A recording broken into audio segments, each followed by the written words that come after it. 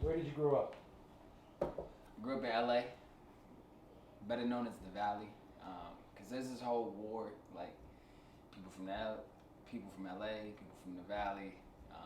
Like when you live in the city, you can't. If you live in the Valley, you say you live in the Valley, and if you live in LA, you say you live in LA. It's sort of like going from. It's sort of like living in Long Island, but saying you live in New York. And what was your childhood like? My childhood was cool. I have four sisters, but I played a lot of sports, and the crazy part was that we lived in the valley, but my whole life was in LA. So because of that, the travel, you got up early, you had to flee to LA, and then you came home super late.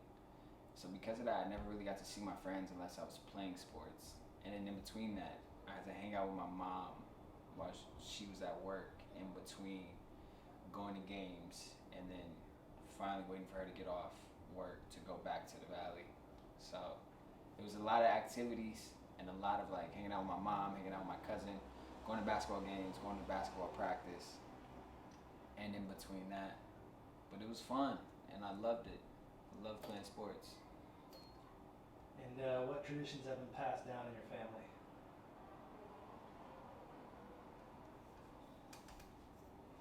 Man,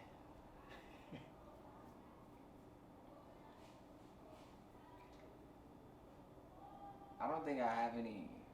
I don't know if we have any traditions. Some people say they're trying to break the family curse.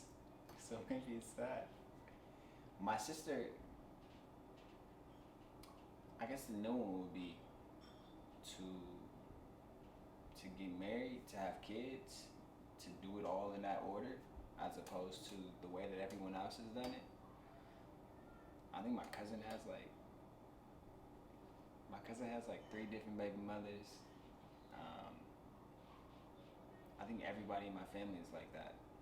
Multiple different parents for different kids. And so, new traditions. I'm only gonna focus on that. Is what my sister did, and I'm gonna try and do the same thing, and we're gonna try and just do better.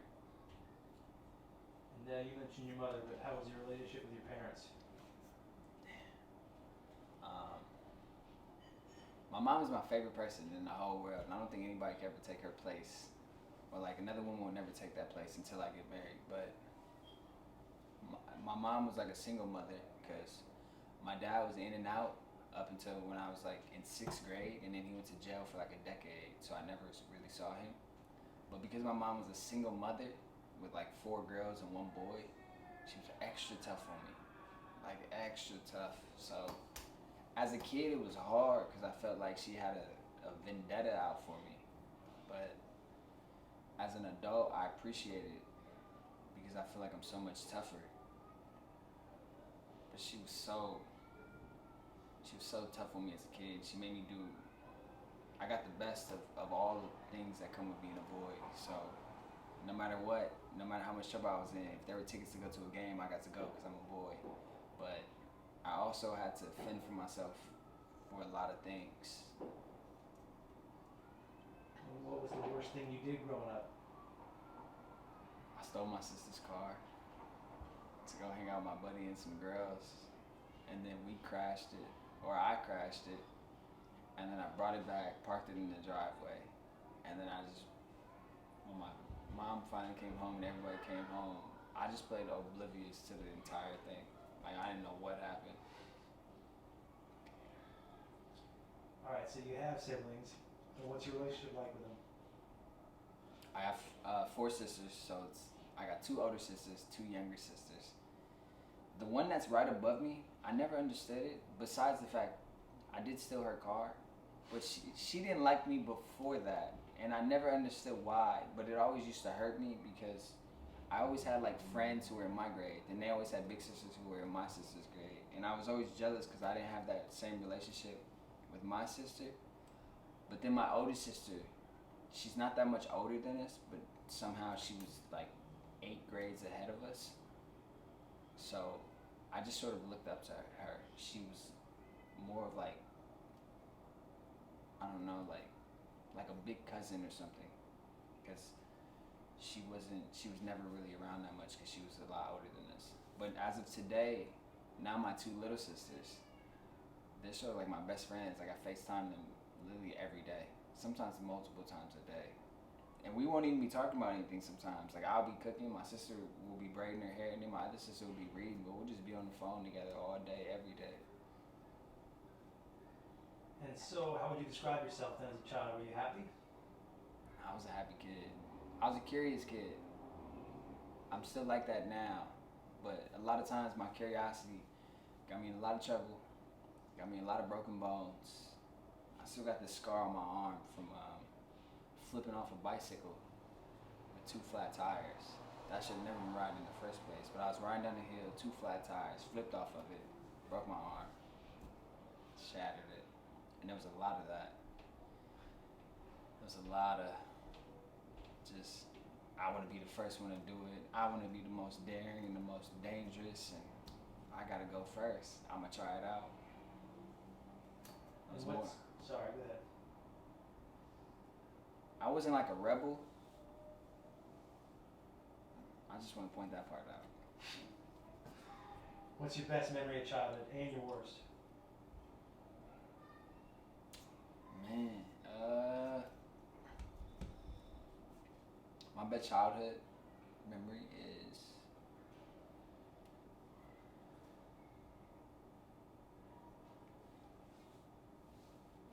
best childhood memory. I was at the hotel. When I played basketball, we used to always like get hotels, just the whole team and like people's moms and stuff like that, whoever came.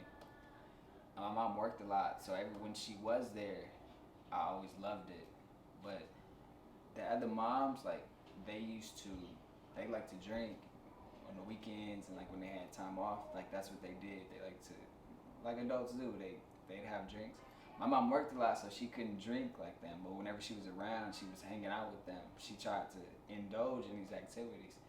And I just remember one night, we're in the hotel room, it's like late, my mom comes back to the room, and she's drunk, you know?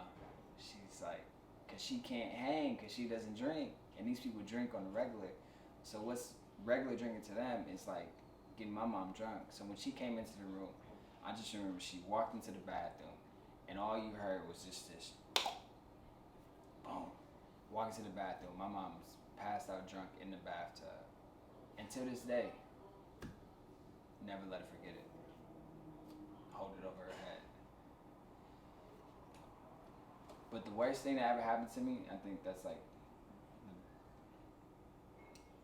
I remember playing in this tournament because I was like a big basketball kid. And it was Inglewood versus Gardena.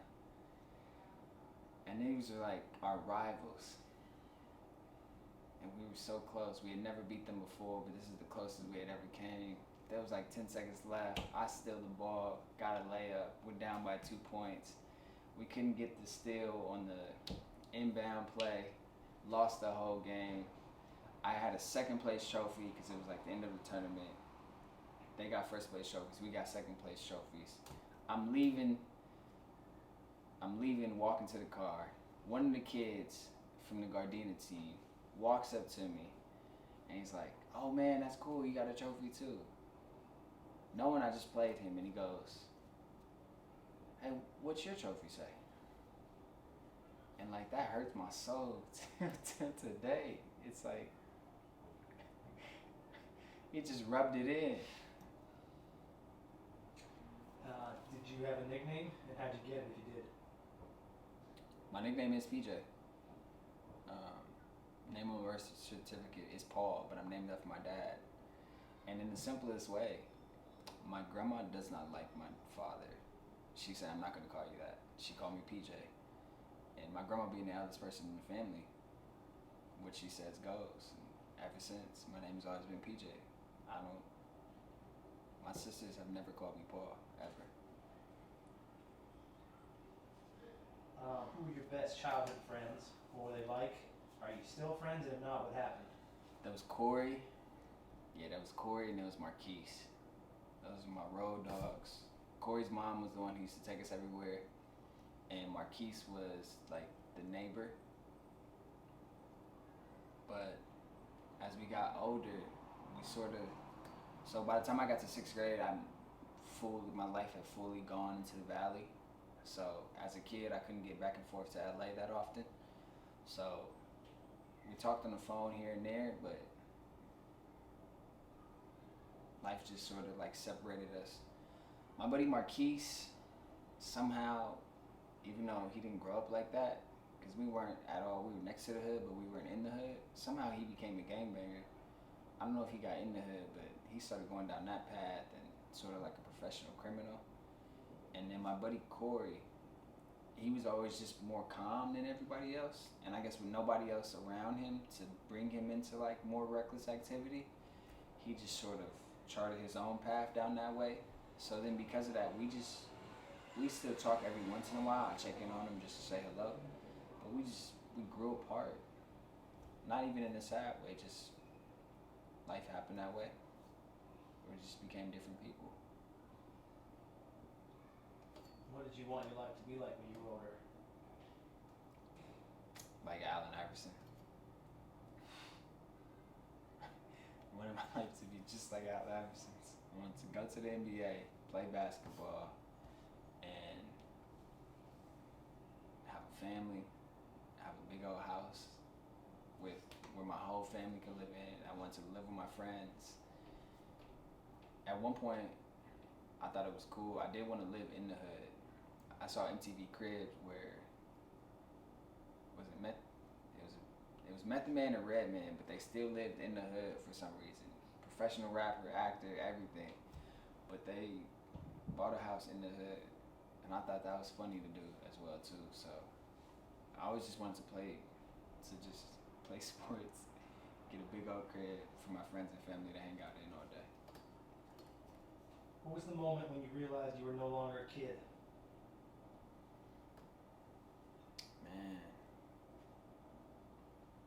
Oh man.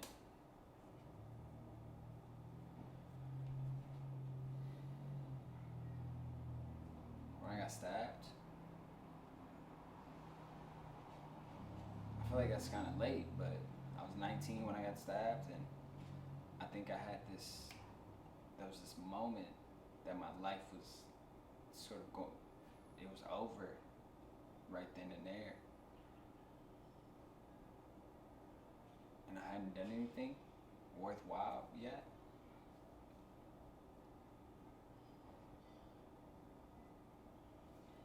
When did you first fall in love?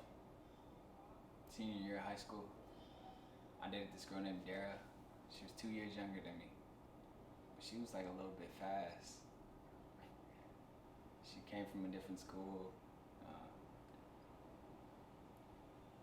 My mom hated her, and we had like this routine, high school love. I would go to after school. I would have practice. After practice, I would go to her house. I should have been doing homework, but I never did. I was terrible at it. And then at a certain point, I think like around 8 o'clock, I'd leave, go to my house, and then like clockwork, at 11:30, I used to walk out of my house, get the corner house, get their scooter, wait for the cop to pass to do his drive-by through my neighborhood, like, cause they do it every single night, where they just drive through different streets to watch them. And I would scooter to her house. I'd sleep over there, and at 5 a.m. I'd come back home. That's my first love I ever had. Can you remember a time in your life when you felt most alone?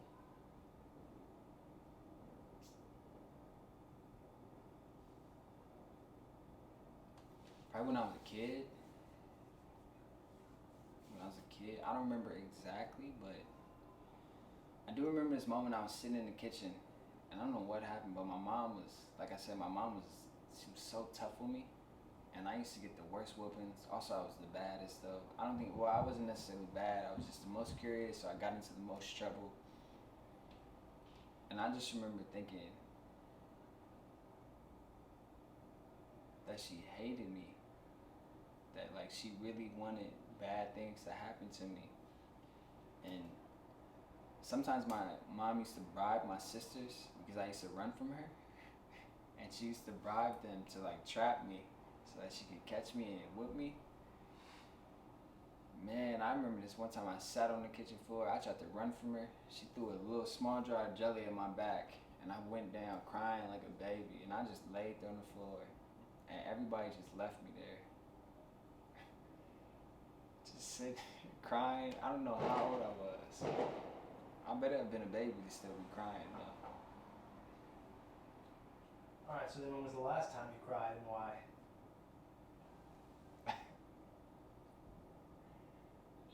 Is that one of the questions? That's the next question. No, it's not. It is. Alright. Number 15. When was the last time you cried and why? I broke up with my most recent girlfriend like a month ago, and I cried. It was tough. Yeah, it was a tough situation. When you just realize you wanted it to work. I think this is the first time I ever really thought about, I ever put the idea in my head that I would marry this person. So it was tough when it didn't work out. When little things kept happening, like time after time, you keep trying to make it work, and then you just finally have to say for yourself, this is not it. And it broke my heart, and I cried. What does your future hold? Future is bright. A lot of opportunity for me. A lot of traveling, I think. Another chance to get married, another chance to, second chance at life to keep on pursuing my career, to travel the world, to still accomplish this goal, to get a big old house where my friends and family could come and stay with me unnecessarily, like just unnecessarily too much people around. A lot of joy, a lot of peace, most importantly, a lot of peace. What was the most profound spiritual moment of your life?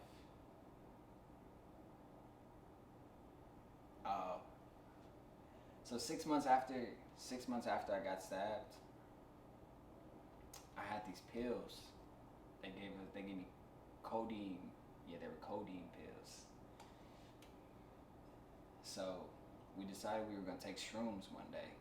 But I had heard a lot of mixed messages. Some people say that you could have a bad trip.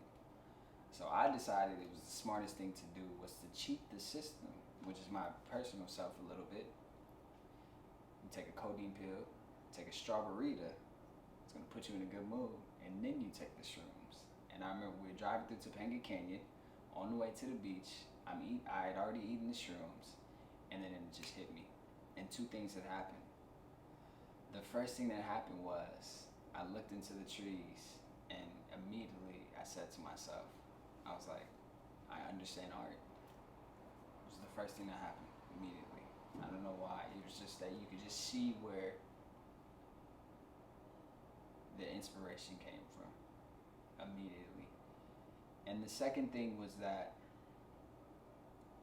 I had this outer body experience. My buddy Edgar was driving, and Victor was in the front seat. I'm next to his cousin Chewy.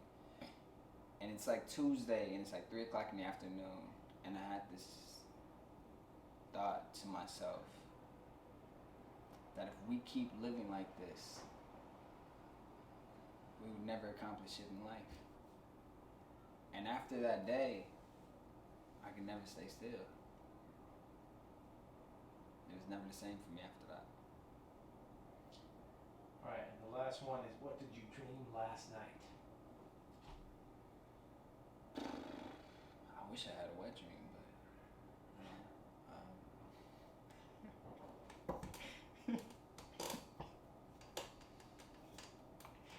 I didn't have. I didn't have any dreams last night. None. Alright?